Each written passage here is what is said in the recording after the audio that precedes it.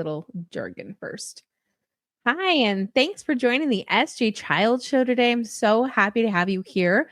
For those of you jumping in listening on Buzzsprout or wherever you're listening from, thank you so much for joining us. And I'm sorry there's no intro. I'm going to make a new 2026 season 15 intro song. So sorry about that. We're just jumping right in. But as you know, everybody likes that too. Everybody just wants to get to that conversation. So without further ado, I have a wonderful guest that everyone is going to understand right away the value, the service, the just overwhelming excitement of my guest today. So Sherry Long, she is the owner, founder of Sugar and Spice, which is based in Las Vegas. It's so nice to have you here today. Thank you. Thank you. I appreciate you having me. It's exciting. It's so exciting. And I'm really looking forward to sharing what you're doing, possibly giving those that are there in that area an idea of something they can look forward to. And those that aren't, maybe an idea to put together in your own town or encourage someone to do the same type of work. So let us know a little bit about yourself, introduce yourself, and tell us why you're here today. Okay. Well, I'm thrilled to be here. I love sharing my story. I love educating people about what the possibilities are that are out there. I am a former teacher. I spent almost 25 years in education in California. My last 4.5 years, I was working in an alternative high school diploma program with at-risk high school students. And the program was one-on-one. So it was the teacher and the student working towards completing high school. And these were kids that just had a hard time in mainstream. And I was working outside the classroom, and I was working to help them with just life skills, whether it would be finding a job, writing a resume, learning how to interview, finding housing. And what I discovered is that I call them kids. I mean, some of them were young adults. We were ages 16 to 22. So, a 22-year-old, not necessarily a kid, but they were my kids. I still call them my kids. But what we were doing is we were trying to get them out in the world.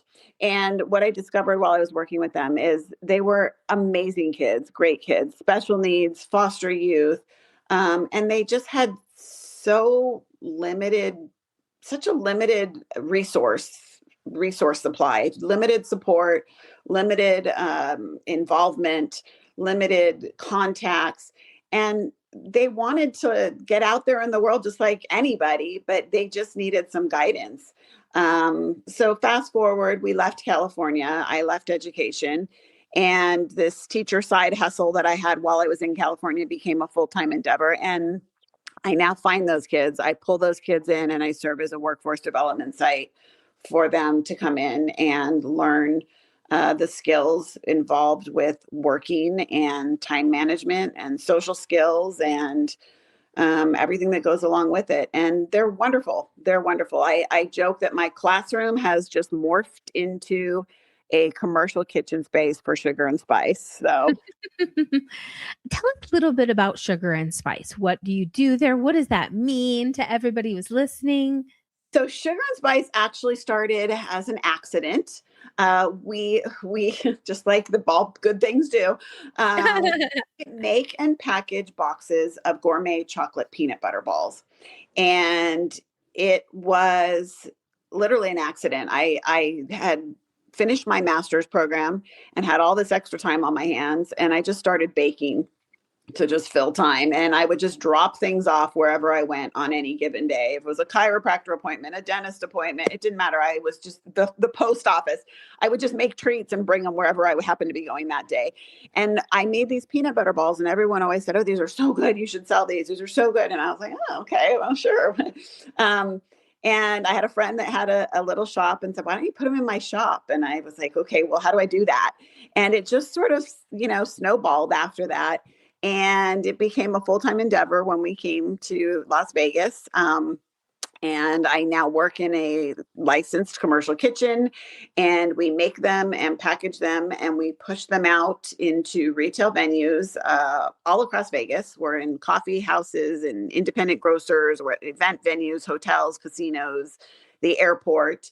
Then COVID hit and I had to attempt making a website. And so now they are also sold online, sugar and spice, lasvegas.com. And these kids come in and they do it all. They make the peanut butter balls, they package, they learn food handling, they learn invoicing. And it's amazing. It's amazing. They come in and they start off and you can kind of just see them unsure. What am I doing here? What's expected of me?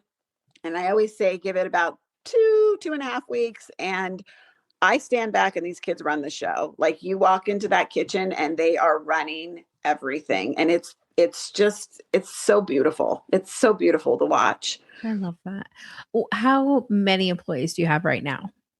It varies based on I work with the state's vocational ed programming. Oh, that was So one of my they have right. So they have a VocEd counselor, and then I work with community organizations. Right now, I'm working with Empower Us. I've worked with Grant a Gift and Ackerman and their work experience programs, and they come in, they go through the intake process, and then they come in for 10-week sessions.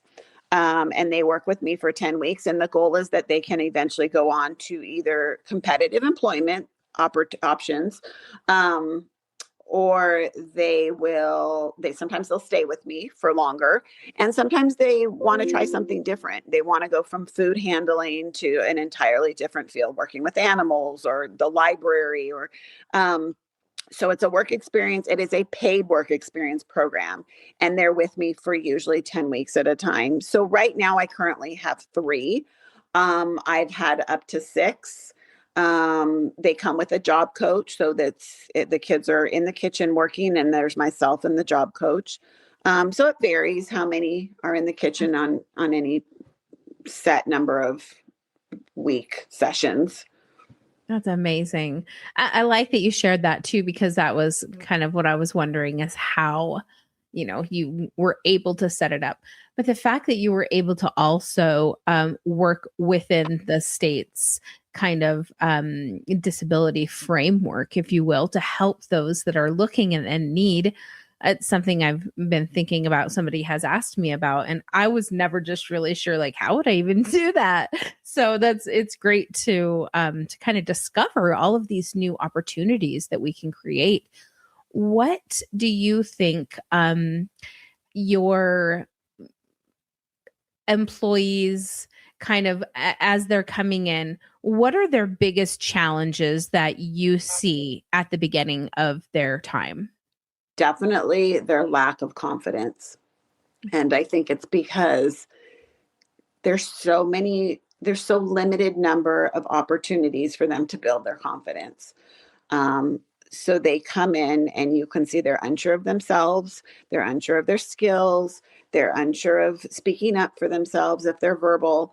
So I definitely think it's just not having confidence in what they're capable to do, or capable of doing. And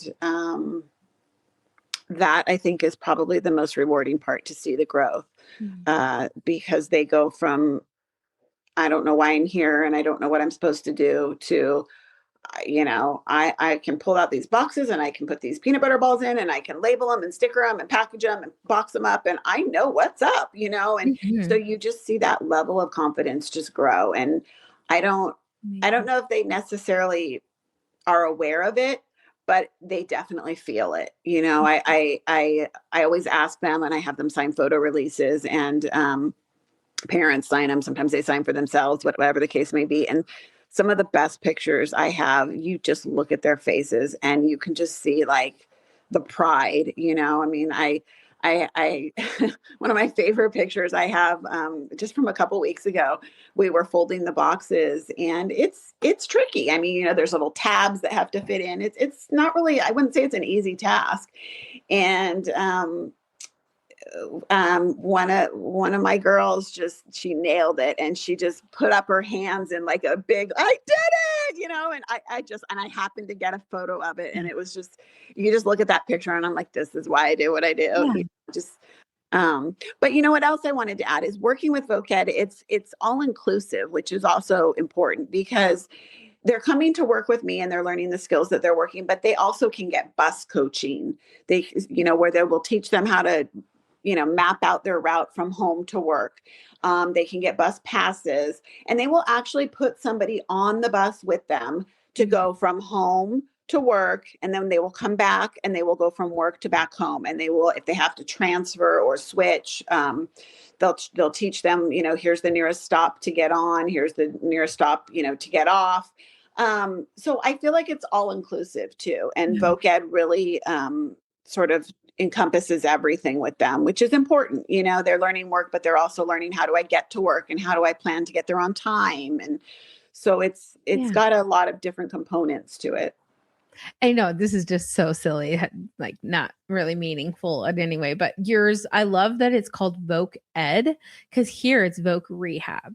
And that just sounds a little bit like you need to be rehabilitated for something, which isn't the case. Like you need the education. I love that. So I'm going to pass that on to Utah. You know what? Maybe they do call it Voc Rehab. I've always called it VocEd. Okay, well, then we're just taking that on from now on because I think, isn't it much more like warming and structured sounding and not as scary sounding? Like something is wrong and you have to rehab from it. Oh Definitely. my goodness, it's Well, interesting. everyone needs to be educated. I mean, Yeah. that's what life is. It's a constant learning and getting educated on different things. But Yeah. now I'm actually going to look that up and see, because I don't know if that's my phrase or the phrase that Clark County uses. I love it. I love it. So while you were talking, it really made me think, what can we do? And you'll know this being a parent and being this amazing business owner. What can we do as parents to raise that confidence, to start with small tasks at home? What advice can you give us as parents to start helping in that department? That's a really good question. Well, I think, maybe it's the way I raise my own kids, but I think it's also the teacher in me. I think we have to let our kids experience independence. I think as parents, um, we always want to rescue and we always want to do things for them, and we feel the need that, this is too hard, you can't do it, I'm going to do it for you, or let me show you, but I'm really showing you and doing it for you, not making you do it yourself. And I think we have to allow kids to learn by doing. And, I think that's probably the teacher in me too. I think that's the best way to learn, is to learn by doing. There's a saying, something about, oh gosh, what is it? I know I'm going to mess this up. It's, show me and I see, tell me and I remember, teach me and I do, or something. There's a saying, and it's basically, if you do it, you will remember it and you will actually learn it. Um, and that's how I teach them in the kitchen too. I'll say, this is what we're going to do, and we will do it side by side. I'm going to teach you how to fold the box. I'm going to fold it. You're going to fold it. We're doing it side by side. And I think we have to give kids the ability, the opportunity. That's the word I'm looking for. We have to give them the opportunity to do things on their own. Yeah. And that really is what pulls out the independence. And then when we feel independent, we feel there's that confidence that helps grow confidence. And I also think it's important to, I think too many people think we get to a point where we've learned everything and we're done. And I think it's important for everybody to know that we are constantly learning, we're constantly evolving. And you know what, I'm going to learn this with you. Let's get on the bus together and figure it Yeah. out. Let's do this together and look it up and figure it out, to whatever capability they have. But I think we have a tendency to underestimate what these kids are capable of. Yeah. And really giving them those opportunities to show their capabilities, Right. like you said, is building that resilience and that confidence and that structure within themselves to be able to say, I can do things I thought I couldn't do. What about like visual aids? Kinetically doing it. Yeah, I think that's. I'm like, wait a second, my brain just. Um, and you're also giving them audio instructions. What about a visual instruction? Is there like a little, um, what do you call it? Like a little pictures of how to put the boxes together, things like that. And, not to put you on the spot or anything, but that just came to mind. Like, what a good idea if you had all of those pieces. Again, I think it's the teacher in me. Yes. Or walk into our kitchen, you can go to the sink and there are pictures and little reminders how we rinse, we wash, we sanitize, and there's little pictures and words that go with each thing. And you'll see it hanging right above the sink. So it is important because some people are visual, some people are audio, some people are kinesthetic. So I do have actual visual aids in the kitchen. And then for those that are audio, that are learned by hearing, when we fold the boxes, there's always verbal cues like, okay, fold in, fold out, side, click, things like that. So there's a Yeah. word that they can associate with every step of the Yeah. process. And sometimes it works and you'll hear them repeating it as they're doing it themselves. And sometimes it'll work until they've got it down and it becomes, rote memory and they don't need to repeat it. And then sometimes they're just not audio learners and we figure out another way. So between myself and their job coach, we are always adjusting different ways. The job coach I have is phenomenal, and she is able to watch them do something even when they're like scooping the peanut butter ball mix into a little scooper. She's able to watch how they scoop it and adjust them mechanically so that it works for what they need. And she'll say, okay, scoop, tap, drop, so there's words that go with that. So yeah, we figure it out, we figure out what works, and everybody's different. Absolutely. What is it like when they get their first paycheck?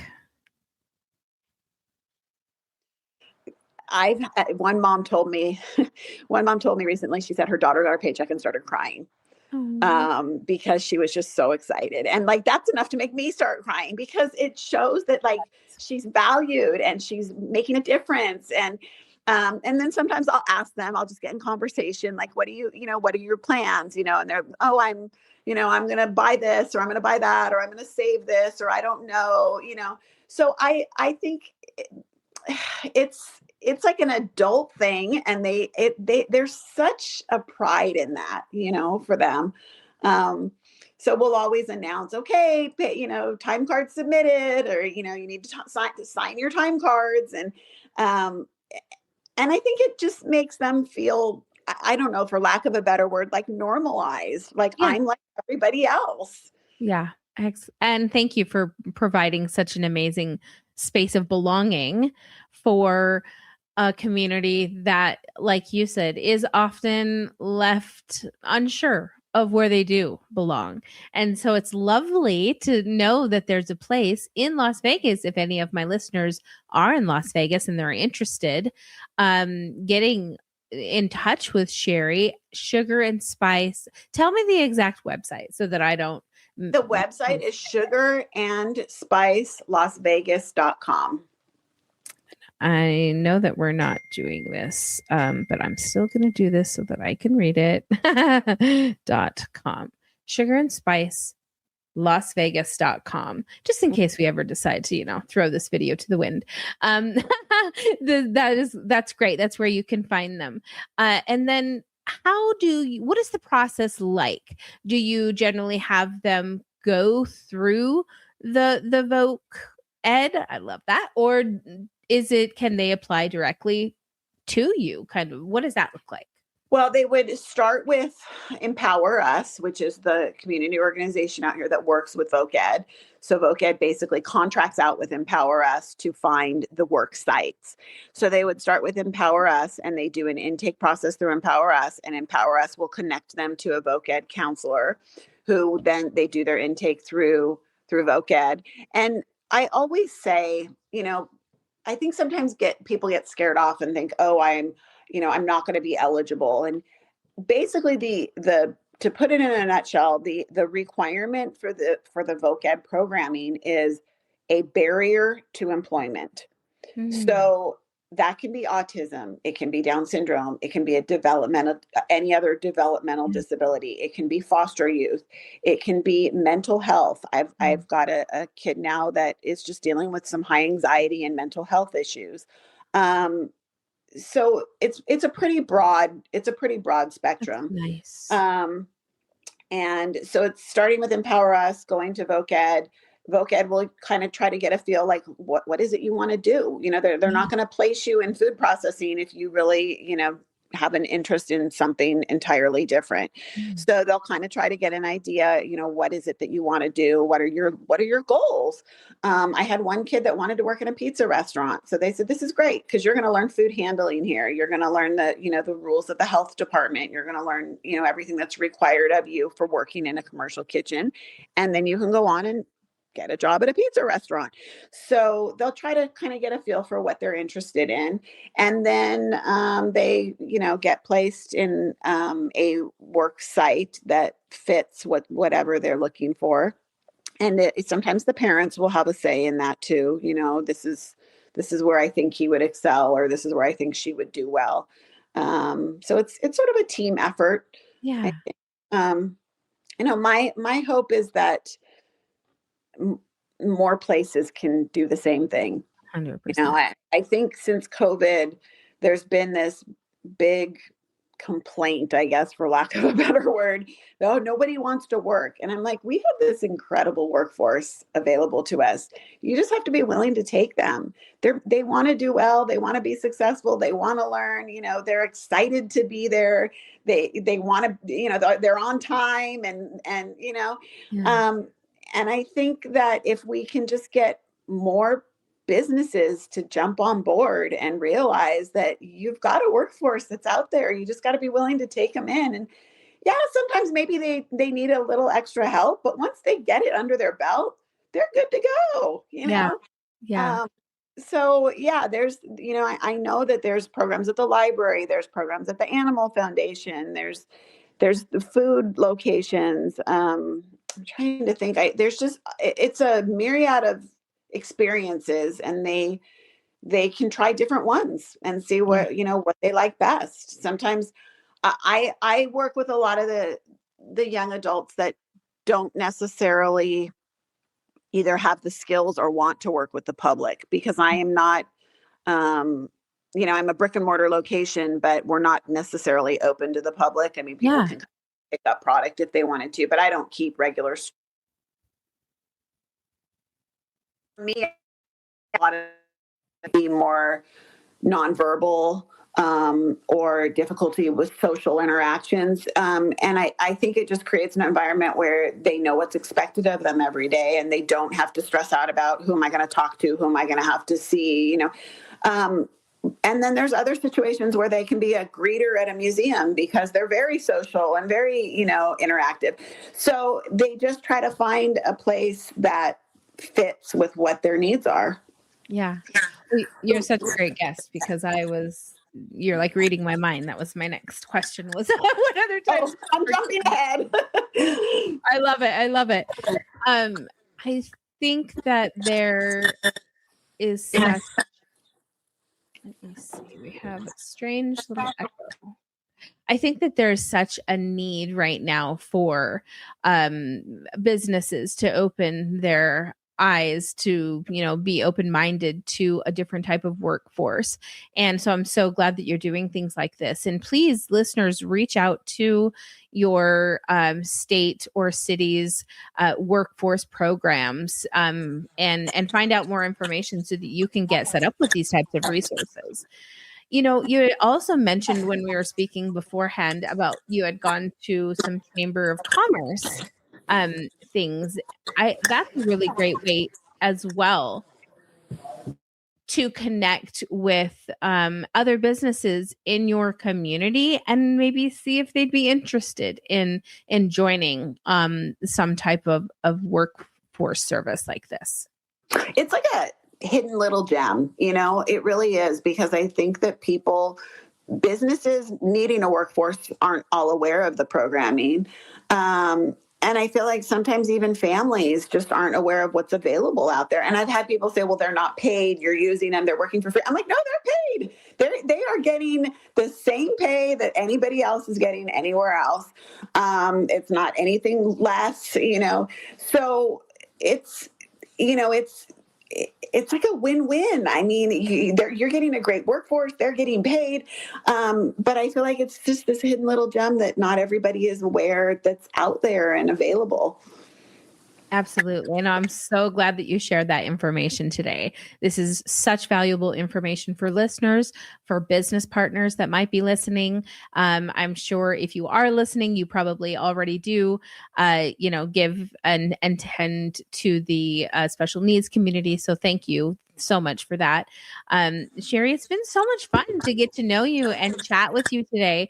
Sorry, I keep muting and unmuting your mic. There's just a little delay in the sound there, but it's just been so much fun to get to know you. And I really look forward to staying in touch and, finding out what's coming up in the future and things like that.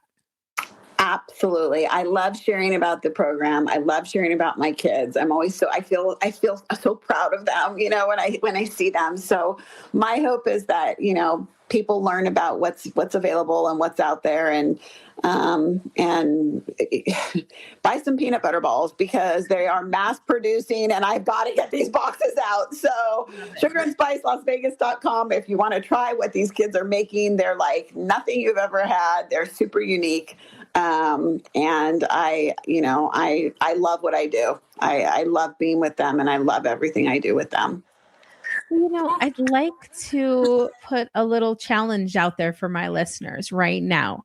Valentine's is coming up, and I challenge you to go to sugarandspicelasvegas.com, order those peanut butter balls, tag me in one of your posts so that I can then show Sherry that you heard this and that you, are on board with supporting this amazing mission that, is so heart centered and so community centered. We're just honored and so grateful to have someone like Sherry in our community working for our special needs adults and young adults that really need help and direction and a place to belong. So thank you so much. Let's do a promo code. If you want to put, I'm sitting here thinking, how about podcast 2026. Okay. And 20% off of any purchase. And I will go put that in to make sure it works right after we get off. I love that. Oh, what a blessing. Thank you so much. And thank you for that gift for my listeners. That's podcast 2026 for 20% off. sugarandspicelasvegas.com. Go get your peanut butter balls for a special Valentine's gift. And support this amazing community. And if you're in Las Vegas, please get a hold of the Empower Us. EmpowerUs.org. Wonderful. Sounds like a great organization as well. So thank you for your time today. I'm excited to stay in touch. Thank you for having me. I love it.